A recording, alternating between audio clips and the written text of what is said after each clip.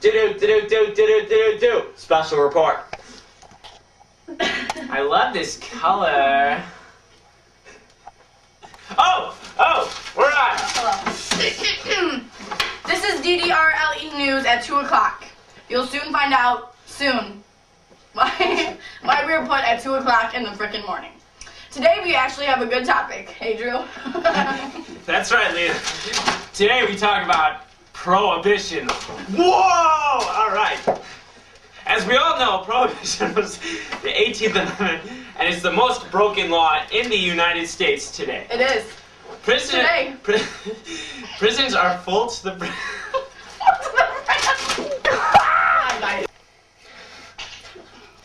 It's full to the brim of prisoners.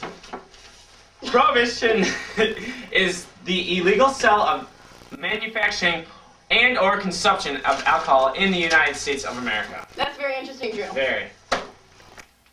Now we're going to Dan Schneider, who is going to talk about organized crime with Prohibition.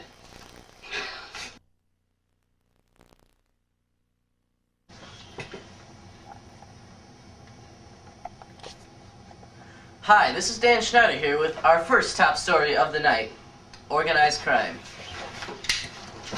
A huge wave of organized crime has and is currently sweeping across the United States. Prohibition was meant to end crime and make the people of the United States better and healthier citizens. But the 18th Amendment has, in many ways, done exactly the opposite. It has led to an explosion in crime throughout the United States. Prohibition has made the creation, sale, and consumption of alcohol illegal.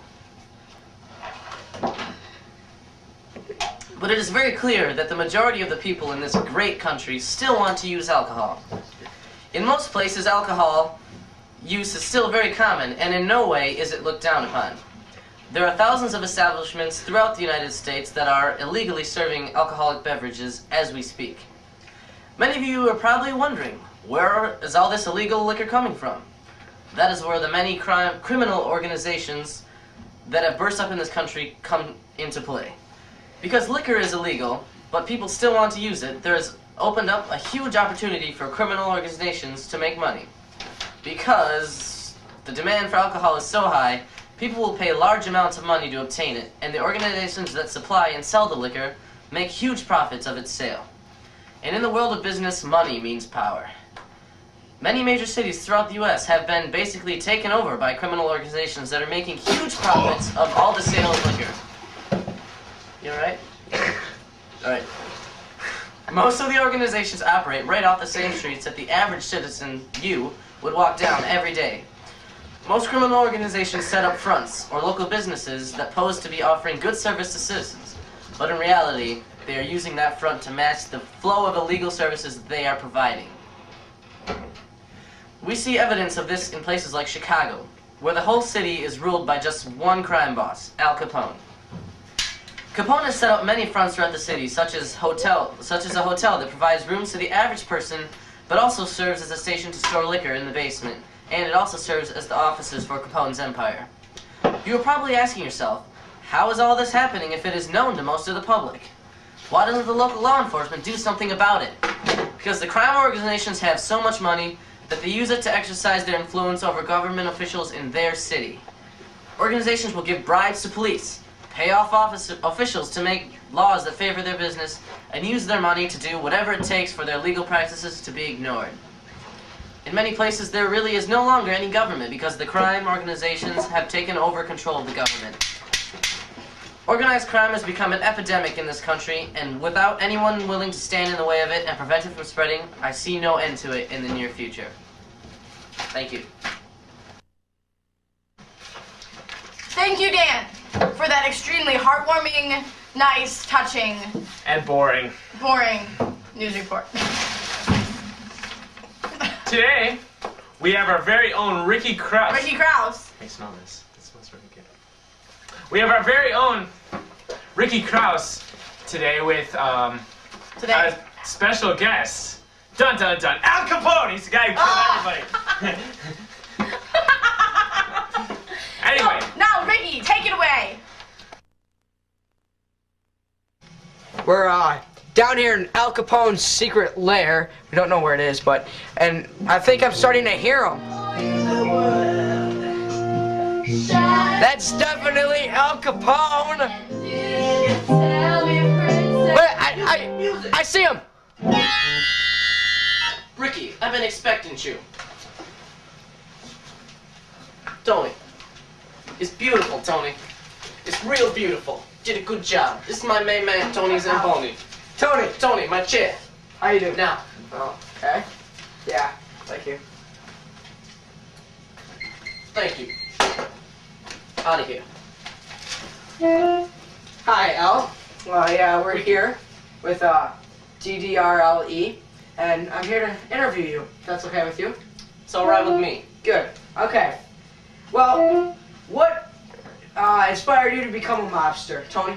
Or What Al? inspired me to become a mobster? Yes. Inspired me to be a mobster. I don't know, I guess I grew up in Brooklyn. You know, it's a bad place to live, you know, I gotta fight. I gotta stay alive, you know, I was born in Brooklyn too. I gotta put food on the table, you know, and that's what I quit school, you know, I gotta put food on the table.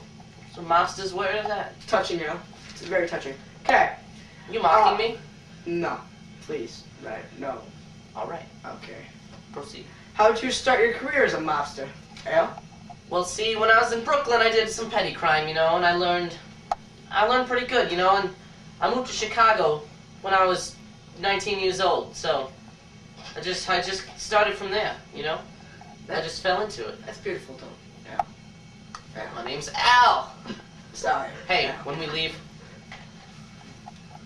Tony, you got that? Continue. Okay, sorry, Al. Okay. Who was your biggest influence as a mobster? My biggest influence as a mobster was Johnny Torino.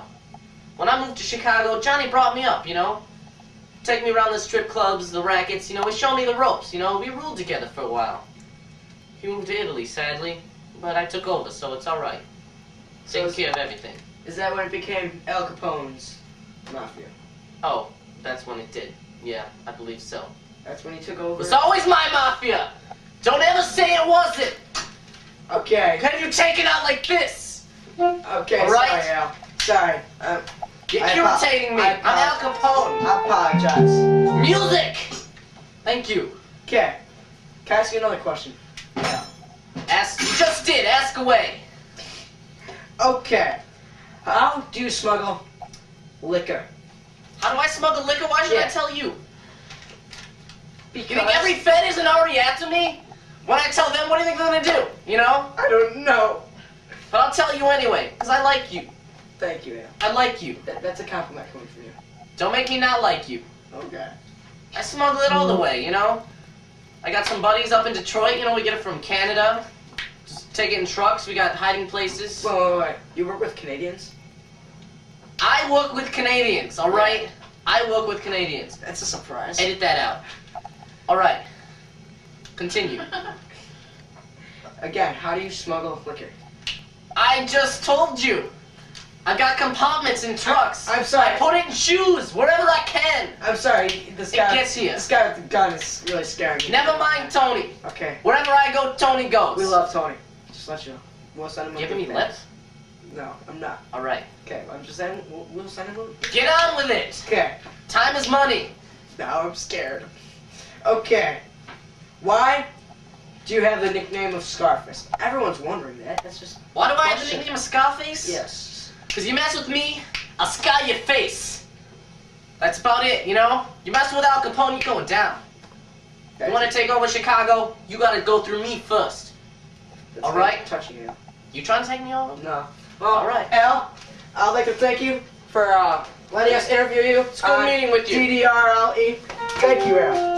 And Tony, this is Ricky take him out. Krause reporting with DDRLE and Al Capone. He'll be dead in 5 Goodbye. minutes anyway. Now back to Drew and Lena. Now back to Drew and Lena.